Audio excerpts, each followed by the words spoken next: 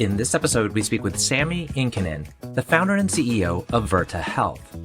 Virta is an online specialty medical clinic that reverses type 2 diabetes safely and sustainably without the risks, costs, or side effects of medications or surgery. Created in 2014, Virta's innovations in nutritional biochemistry, data science, digital tools, and clinical expertise are shifting the diabetes treatment paradigm from management to reversal. Before Virta, Sami was a co-founder of the leading online real estate marketplace, Trulia. He also previously worked for top companies including Microsoft, McKinsey, and Nokia. Sami is also an endurance athlete. Sami and his wife rode from California to Hawaii, 2,750 miles completely unsupported. He is also a triathlon age group world champion, an 8-hour 24-minute Ironman with 7 Hawaii Ironman finishes. I'm your host, RJ Lumba. We hope you enjoy the show. If you like the episode, click to follow. RJ Lumba is the executive chairman of Market Insight Media and the managing partner of GrowthCap. He is the host of Great Entrepreneurs, a podcast for driven entrepreneurs and business owners.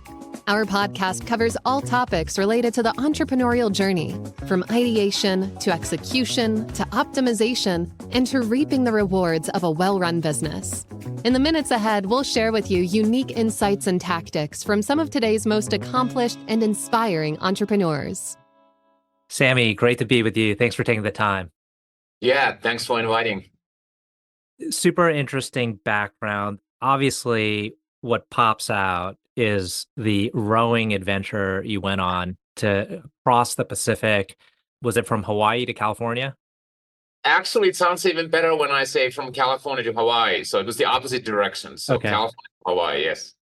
And that is an incredible physical feat. Did you have confidence that you'd be able to do it? Are you a rower? Is that in your background? Well, first of all, for those who don't know, you're referencing to a rowing adventure me and my wife did from California to Hawaii. So we ended up rowing 2,700 nautical miles, 45 days completely unsupported, across the Pacific Ocean.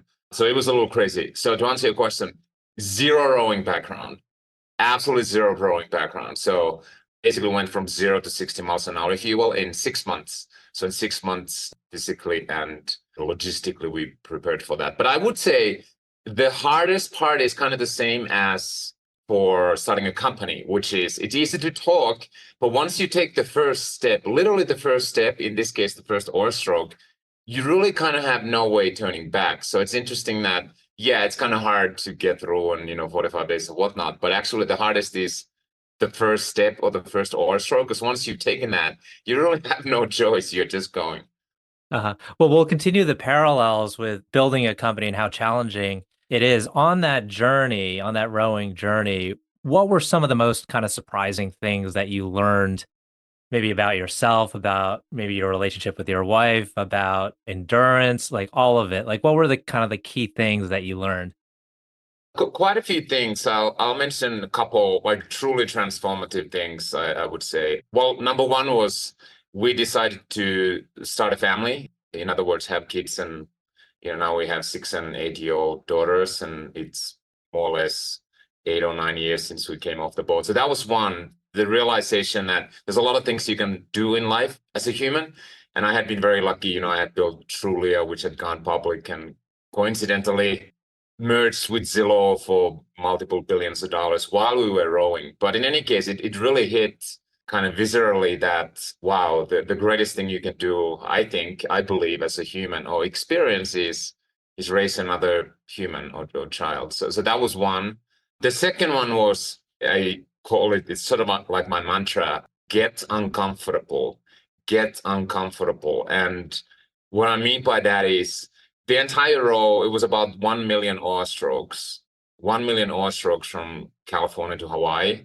And it was 1 million uncomfortable oar strokes. Like there wasn't like instant gratification or any kind of sort of pure joy in taking those oar strokes.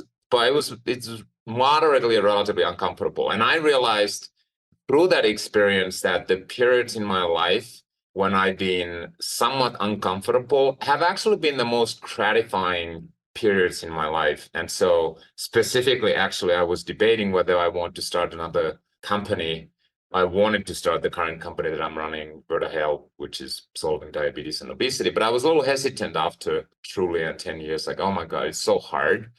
But this get uncomfortable really hit me. And I realized that our minds kind of gravitate towards comfort, warmth, and food and whatever. But that's not how you live, at least in my opinion, gratifying life. So that get uncomfortable is another one that I really learned through the role. Well, we'll dive into Virta Health. Before we do that, when did you decide to focus your professional life and maybe also your personal life on healthy living and healthy living companies? Well, there's sort of two parallel tracks to that, I would say. So my kind of training and background is I studied physics and got into computers early. So I would say my professional tool in my back pocket has always been software and technology. And I've used that to try to solve problems for the benefit of other people throughout my career, starting from, I don't know, age 15, running a BBS, bulletin board system in Finland. But the healthy living, there's sort of two dimensions to that, or two parallel tracks. One is that I grew up on a farm, and so there's a lot of manual labor. You know, I was a cross-country skier growing up, and so sort of sports and taking care of your body as a side product of manual labor that I had to do, or the sports, has always been part of my life. So that's sort of one track. So I've been either an athlete or wannabe athlete and focused on, you know, staying in shape and taking care of myself, both physically and mentally, my entire life. So that's kind of one part of it. But then maybe I'll briefly mention kind of what led me to come out of Trulia, an online real estate marketplace, and using software to, you know, basically build an internet company and help people find their dream home. How I came from that to specifically healthcare, which I've been in now for about 10 years here in the US. So that was very accidental. So like I mentioned, I've been an athlete all my life in 2000s, 2010. And so did a lot of triathlons and even won the world championships in triathlon in my age group, 2011. So it was very, very kind of fit and healthy.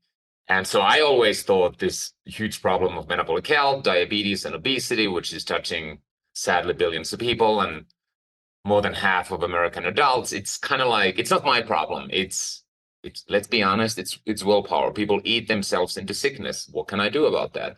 So that was my thinking until I discovered that I was pre-diabetic myself and on my way to type 2 diabetes, despite all this exercise. So that got me, honestly, selfishly, initially very interested in, wait a second, maybe there's something we don't understand about metabolic health and nutrition.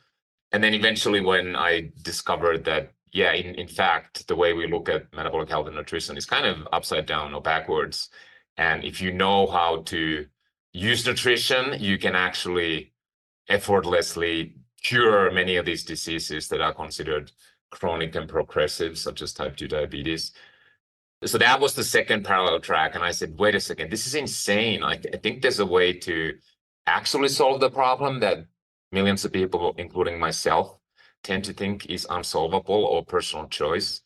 And that kind of pulled me into healthcare. And I felt like my skills and my background and my experience in technology could help to solve this metabolic health crisis. So those were the two parallel tracks. And now I kind of live and breathe either healthcare or wellness or fitness pretty much all the time.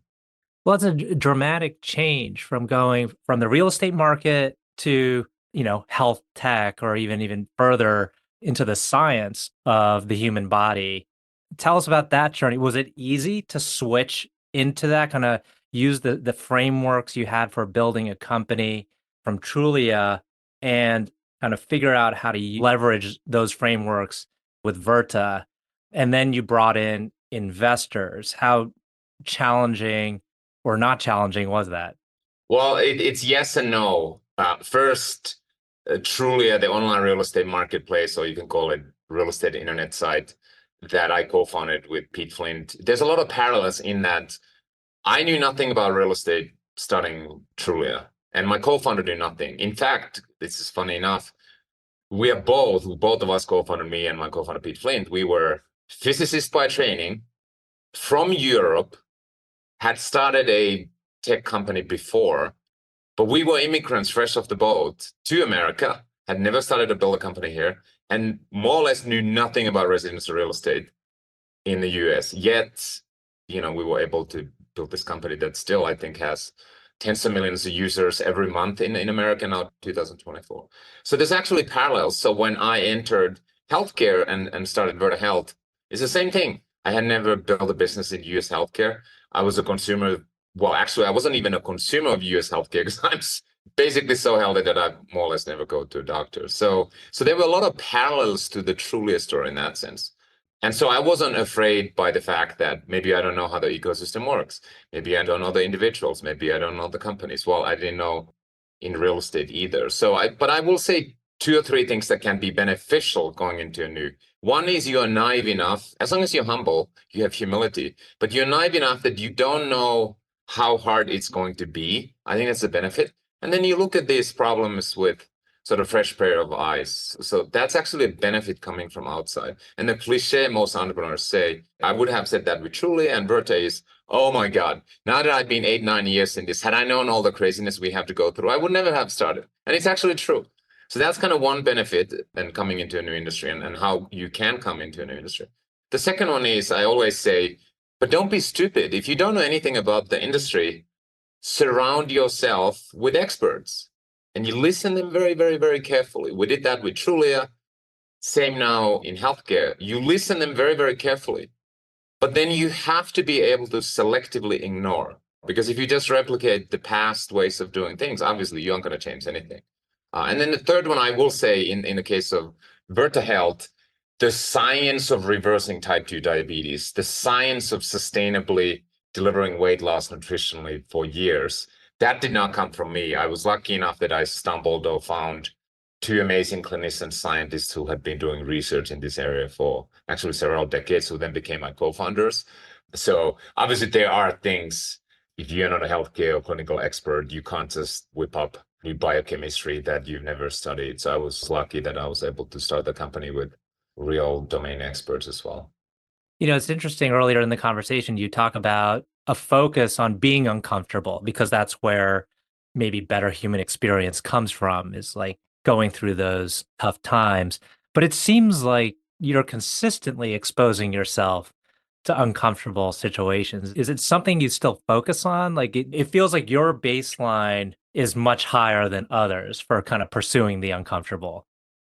Yeah, 100%. And maybe it sounds like masochistic. Why don't you just sit on a beach and be a consumer 24/7 and eat good food and read newspapers all day long? Well, let me tell you, that's just not life worth living, in my opinion. And you can try it for a day or 5 days or 2 weeks. I just don't find it gratifying. So I like to say that, again, being uncomfortable, it's kind of like standing on an edge and leaning forward, but you don't want to lean too much forward that it becomes masochistic and you fall down. But yeah, absolutely. I find that whether it's, I think everyone who's a parent, you're kind of a little uncomfortable. It's not easy raising children, and sometimes there's hard stuff. We have kids not to change diapers, but sometimes we have to change diapers. That's part of raising a child. Same in business. You kind of have to be a little bit uncomfortable, especially in a growth company, which is never like status quo or maintaining. You always try to grow, and even trying to survive actually for a growth company keeps you uncomfortable. So it's not that I'm seeking to hurt myself. I just find that it's to create something or try to even help other people, whether that's through a business or, raising a child. You kind of have to put yourself into a position where a little bit uncomfortable. So I kind of seek those experiences, quite honestly. And what's the current vision that you kind of hold in your mind that you're aiming to achieve? In general in life or for professionally with like Virta Health? I guess both. Okay. Well, Virta Health, it's very easy to explain. So our specific mission is to reverse type 2 diabetes in 100 million people.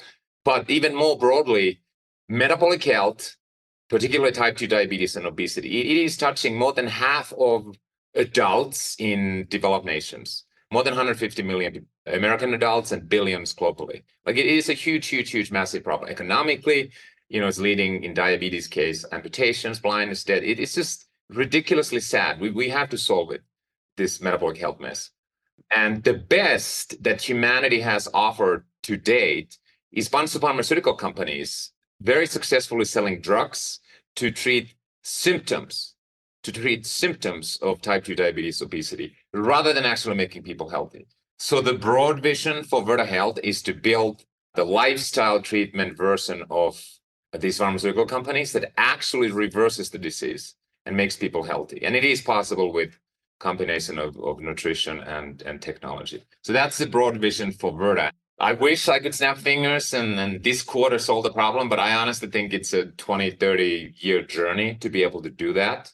So that's the broader vision for Virta. For me personally, I just want to make most out of the minutes, seconds, months, years that I might have on this planet. And it just falls into a couple of things. One is using my creativity and skills to help improve other people's lives. And obviously I do that professionally. And then it's kind of friends, family, and children. And so those are the couple of main areas that I allocate time. And then of course I want to keep good care of myself, both physically and mentally, to be able to do those. But I look at life pretty simplistically. It's a miracle we're here and we try to make most out of the time. Now, delving into Virta Health and the organization itself, how do you think about the culture, building the culture? Do you have a philosophy about what you want your organization to feel like for the people working there? And then I'd like to ask you later about how you hire. But let's talk about culture first. Yeah, 100%. We got lucky that at Trulia, we thought of culture and values early and weren't quite sure if it's like, is that really what we should be doing? We got very lucky we did that. And so I've been very, very conscious at Virta as well. And let me explain the reasons. Number one reason is that founders actually don't have a choice whether a company will have its own unique DNA and sort of culture and values. It will happen. It will 100% happen. The only choice you have as a founder is, do you consciously direct into a direction you want, or do you let it sort of organically and randomly appear? And of course, the former is always better. Why wouldn't you be strategic? Why would you just kind of let it emerge? And then if it's not supporting your business or you don't even like the culture and values yourself, it's horrible. So that's the number one point. Like, actually, founders don't have a choice. Are we going to have a culture and values? Of course you're going to have, but you have a choice whether you want to consciously guide it to the direction you want. And to me, it's a no-brainer. Of course you want to do that. So that's one. You want to focus on this. That's the number one reason. The second reason I think is very important is you have to be able to make dozens, then hundreds, then thousands of people be able to work together in some sort of a consistent manner to the same direction. Obviously, strategy and mission can guide the direction.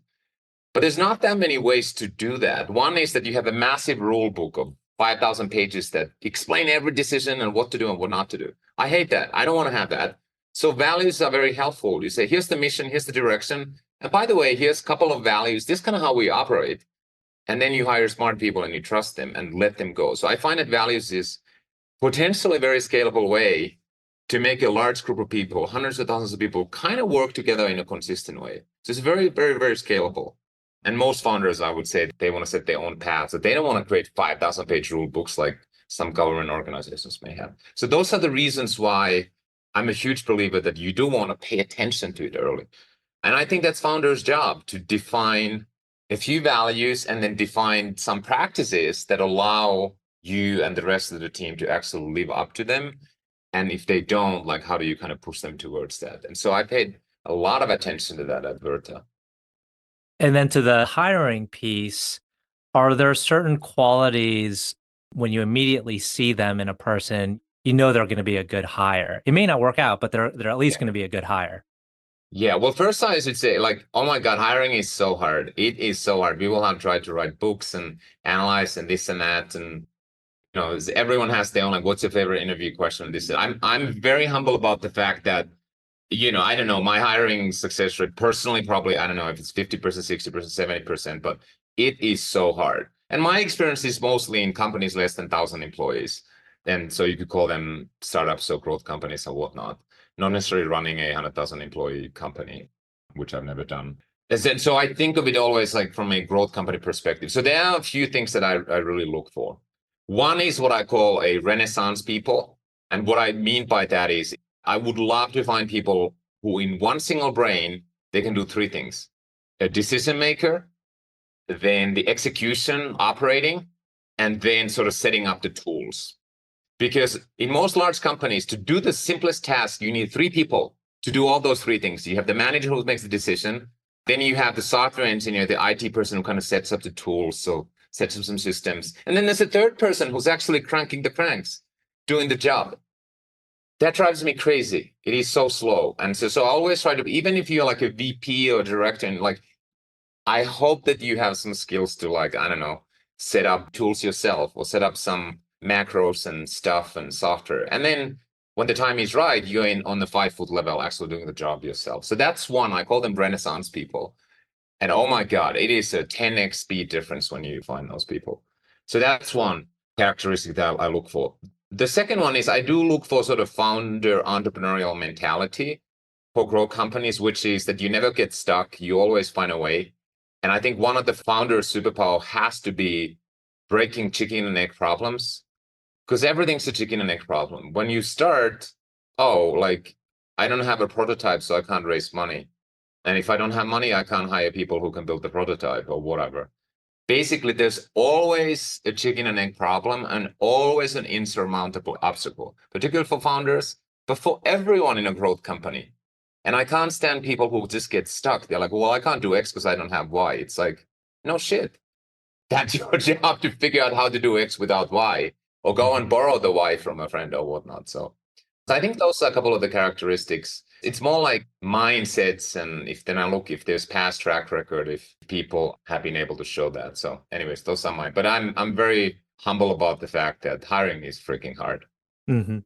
Curious, speaking of this kind of values and directing the culture, do you find that you're always thinking about how you present yourself to the organization, or are you just authentically you all the time? It's actually both. I think authenticity is 100% key. And by the way, I do think the values to a large extent have to reflect the founder, because if your values aren't kind of align how you see the world and how you want to run a company, you need to fake it every day, and that's just not going to work. So I do think authenticity is key, like 100% key. But people mistake authenticity as like, bring yourself to work and everything that's in your head. Like, no. My job as a founder and CEO, one of my jobs is to manage the energy of the team. And if I have a horrible day, say at home with my kids or whatever, I haven't slept, or I'm like pissed, I don't want to bring that.